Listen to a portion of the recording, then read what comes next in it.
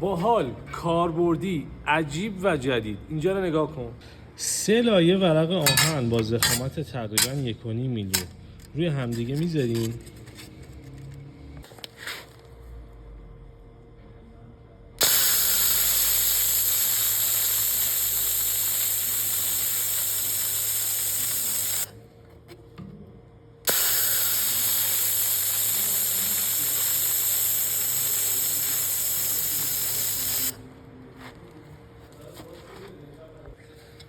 حتی ورق رویی هم آسیبی ندید، یعنی یه فلاپ کاری بشه و اینکه نفوذ کرده تو ستاش.